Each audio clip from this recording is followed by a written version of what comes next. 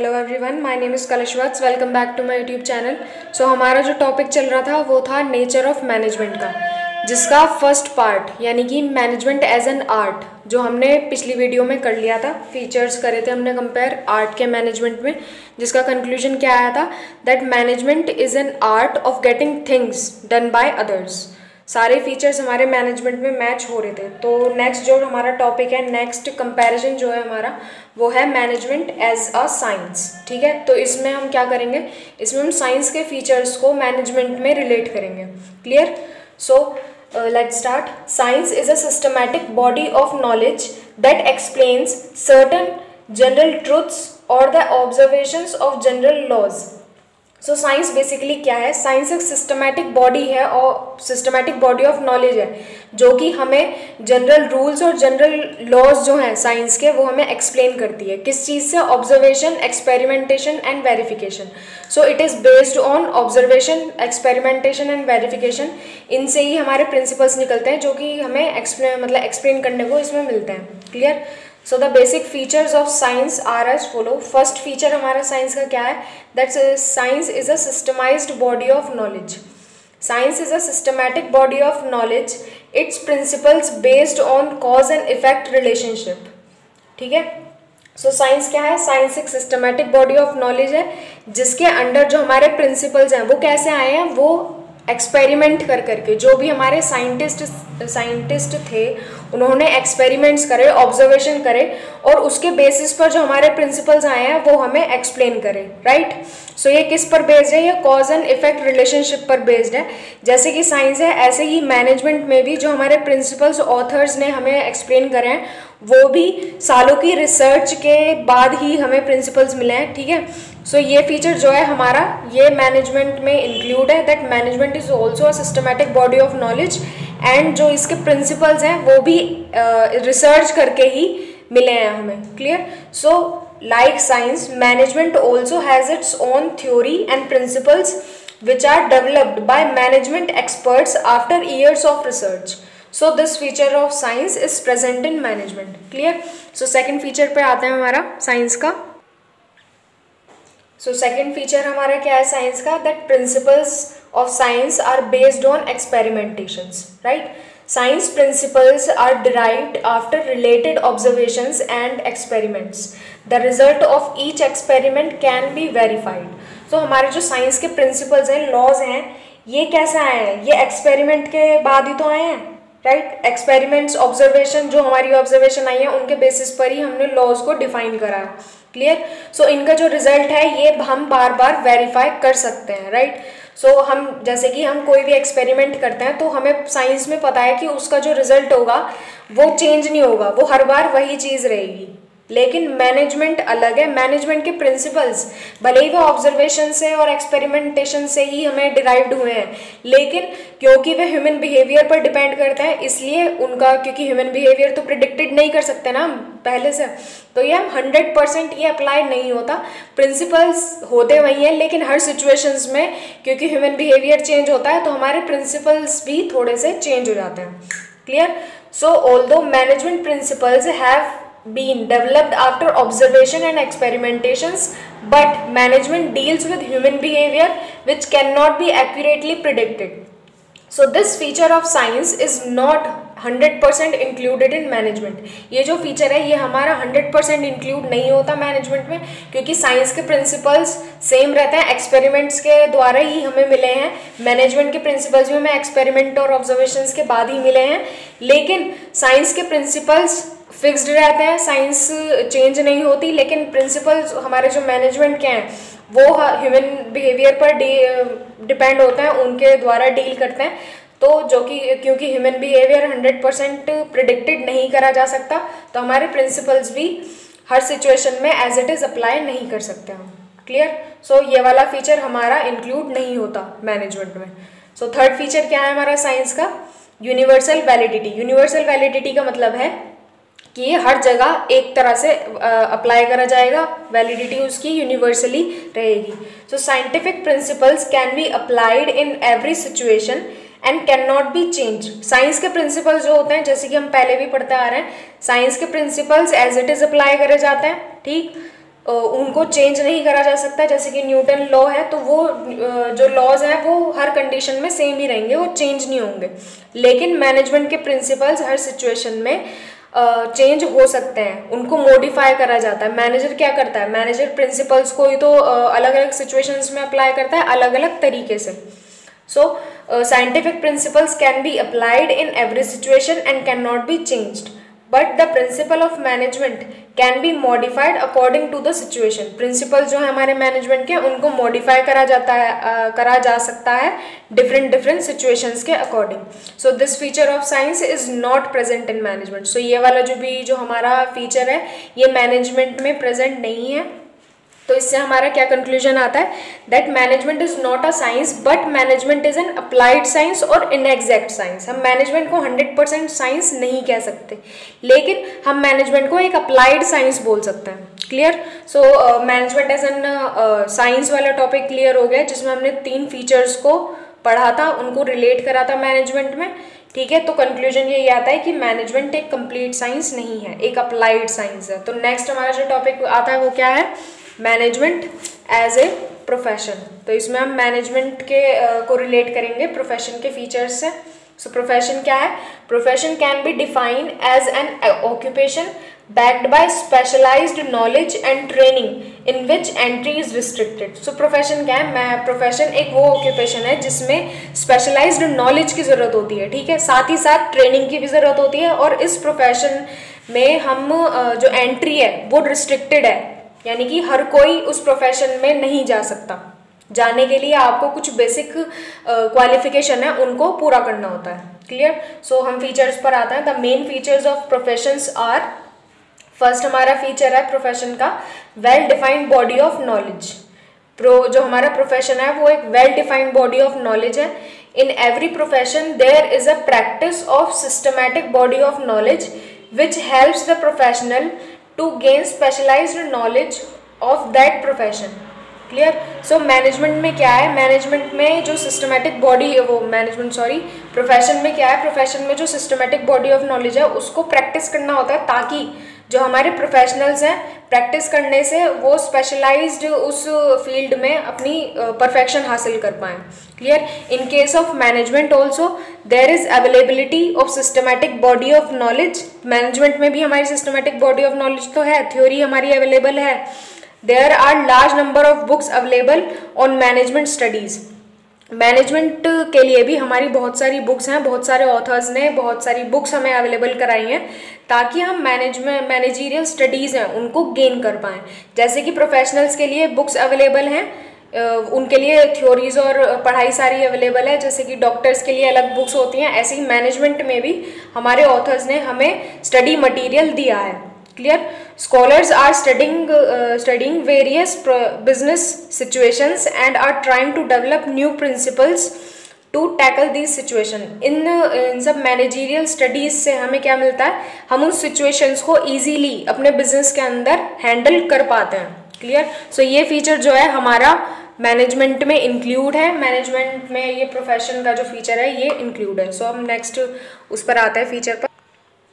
So next feature of profession is restricted entry. Restricted entry का मतलब है कि उस प्रोफेशन में आने के लिए, यानी कि उस प्रोफेशन को प्रैक्टिस करने के लिए आपको एक पर्टिकुलर एजुकेशनल क्वालिफिकेशन रिक्वायरमेंट होती है। क्लियर? जैसे कि डॉक्टर्स के लिए MBBS डिग्री या फिर कोई मेडिकल डिग्री ज़रूरी होती है एज अ डॉक्टर प्रैक्टिस करने के लिए। लॉयर्स के लिए LLB LLM रिक्वायर होती है। ठीक है, तो अगर आपने LLB या फिर MBBS नहीं कर रखा है, तो आप LLB नहीं कर रखी है तो आप लॉयर की तरह प्रैक्टिस नहीं कर सकते, एडवोकेट नहीं बन सकते। और अगर आपके पास कोई मेडिकल डिग्री नहीं है तो आप एज अ डॉक्टर आप प्रैक्टिस नहीं कर सकते, ठीक है, उस फील्ड में। The entry of a profession is restricted through acquiring an educational degree. Clear? For example, a person can practice as doctor only when he is having MBBS degree or any medical degree. A degree in law is essential for joining the law profession. Clear? Whereas there is no legal restriction on appointment of manager. बल्कि management में क्या है, management में कोई भी ऐसी restriction नहीं है हम कोई भी मैनेजर बन सकता है, कोई भी मैनेजर एज अ प्रोफेशन आ सकता है उसके अंदर। सो एज अ मैनेजर किसी भी ऑर्गेनाइजेशन में काम करने के लिए आपको कोई भी ऐसा कंपलसरी एजुकेशनल रिक्वायरमेंट नहीं है, लेकिन कुछ ऑर्गेनाइजेशंस में, कुछ MNCs में ये है कि आपको मैनेजर एज अपॉइंट करने के लिए वो MBA की डिग्री जो है वो इसेंशियल कर देते हैं, कंपलसरी कर देते हैं। ठीक है, सो ये कहीं कहीं है, ऐसा कंपलसरी नहीं है कि जिसने MBA कर रखा है वही एक मैनेजर की तरह काम कर पाएगा। लेकिन प्रोफेशन में क्या है, वो रिस्ट्रिक्टेड मतलब कंपलसरी है कि आपको एज कोई भी प्रोफेशन अगर लेना है, अगर डॉक्टर बनना है तो उसके लिए कोई ना कोई मेडिकल डिग्री आपके पास होनी चाहिए, MBBS होनी चाहिए। ठीक है, एडवोकेट बनने के लिए आपको LLB LLM ज़रूरी होती है, लेकिन एज अ मैनेजर आपको कोई भी ऐसी कंपलसरी डिग्री नहीं है। ठीक है, तो कुछ बेसिक एजुकेशनल क्वालिफिकेशंस होती हैं कि ग्रेजुएशन हो, ये हो, तो वो तो होती है, लेकिन कोई स्पेसिफिक डिग्री इसमें नहीं है। क्लियर? सो हमारी ये जो फीचर है ये हमारा मैनेजमेंट में इंक्लूड नहीं है। क्लियर? सो एक बार फिर से रीड कर लेते हैं। The entry to a profession is restricted through acquiring on educational degree. Clear? For example, a person can practice as doctor only when he is having MBBS degree. A degree in law is essential for joining the law profession. Whereas there is no legal restriction on appointment of a manager, anyone can become a manager irrespective of educational qualification. But now many companies prefer to appoint managers only with MBA degree. So this feature of profession is not present in management. So ये वाला जो feature है हमारा, ये management में include नहीं है, present नहीं है। क्लियर? सो हम थर्ड फीचर पर आते हैं अपने प्रोफेशन के। So the third feature of profession is professional association. For all the professions special associations are established and every professional has to get himself registered with his association before practising that profession. हर profession के लिए कुछ associations बनाई गई हैं, जैसे कि doctors के लिए मेडिकल काउंसिल ऑफ इंडिया है, लॉयर्स के लिए बार काउंसिल ऑफ इंडिया है। तो ये एसोसिएशंस में क्या होता है, इन एसोसिएशंस में उन प्रोफेशनल्स को खुद को रजिस्टर्ड कराना होता है। क्लियर? आपको एज अ डॉक्टर काम करने के लिए सबसे पहले मेडिकल काउंसिल ऑफ इंडिया में खुद को रजिस्टर कराना होगा, उसके बाद ही आपको लाइसेंस वगैरह और परमिशन दी जाएगी कि एज अ डॉक्टर आप काम कर सकते हो। सेम ऐसे ही लॉयर्स के लिए होता है। लॉयर्स के लिए बार काउंसिल ऑफ इंडिया, जो हमारी बार काउंसिल है, उसमें रजिस्टर्ड कराना होता है खुद को, उसके बाद ही एज ए लॉयर आप प्रैक्टिस कर सकते हो। क्लियर? सो प्रोफेशन के लिए कुछ प्रोफेशनल एसोसिएशंस बनाई गई हैं जिनमें उन्हें खुद को रजिस्टर कराना होता है। Clear? For example, a doctor have get themselves registered with medical council of India, lawyers with bar council of India, etcetera. In case of management, various management associations are set up at national and international levels which have some membership rules and set of ethical codes. For example, AIMA. AIMA की full form क्या है? All India Management Associations, which is situated in New Delhi, National Institute of Personnel Management in Kolkata, etc. ठीक है, सो management में भी कुछ हमारी associations हैं जो कि नेशनल लेवल और इंटरनेशनल लेवल्स पर हैं, जो अपने मेंबरशिप रूल्स वगैरह और उन्होंने कुछ अपने एथिकल कोड सेट करे हुए हैं। जैसे कि इंडिया में हमारी AIMA है, जिसकी फुल फॉर्म है ऑल इंडिया मैनेजमेंट एसोसिएशन। तो ये जो टर्म्स होती है ना, देखो बेटा, इनको अच्छे से याद करा करो, ये आपको हेल्प करेंगी एग्जाम में अच्छे से अपना क्वेश्चन सॉल्व करने के लिए।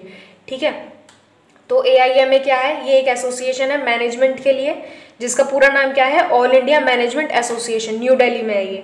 दूसरी हमारी इंडिया में जो बड़ी इंस्टीट्यूट है वो क्या है? National institute of personal management, ये कोलकाता में है। ठीक है, तो इनमें भी यही है, जैसे कि हमने प्रोफेशनल एसोसिएशंस में देखा है, मेडिकल और लॉयर्स के लिए, मेडिकल वालों के लिए क्या है? मेडिकल काउंसिल ऑफ इंडिया, और लॉयर्स के लिए बार काउंसिल ऑफ इंडिया, जिसमें उन्हें खुद को रजिस्टर्ड कराना पड़ता है। उसके बाद ही वे as a doctor, as a lawyer किसी भी प्रोफेशन में अपना प्रैक्टिस कर सकते हैं। ठीक है, तो मैनेजमेंट में भी हमें एसोसिएशन अवेलेबल तो है, लेकिन ये कंपलसरी नहीं है। प्रोफेशनल्स जो हैं हमारे मेडिकल और बार लॉयर्स वगैरह, उनके लिए कंपलसरी है कि उन्हें खुद को इन एसोसिएशंस में रजिस्टर्ड कराना होगा। लेकिन मैनेजमेंट में मैनेजर को या किसी भी आदमी को या किसी भी पर्सन को ये कंपलसरी नहीं है कि उसको इन एसोसिएशंस में खुद को रजिस्टर कराना है। Clear? But legally it is not compulsory for management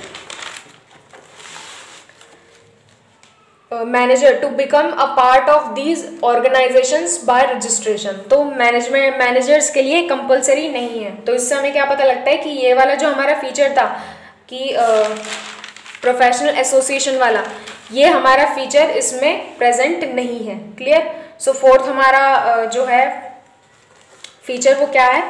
ethical code of conduct.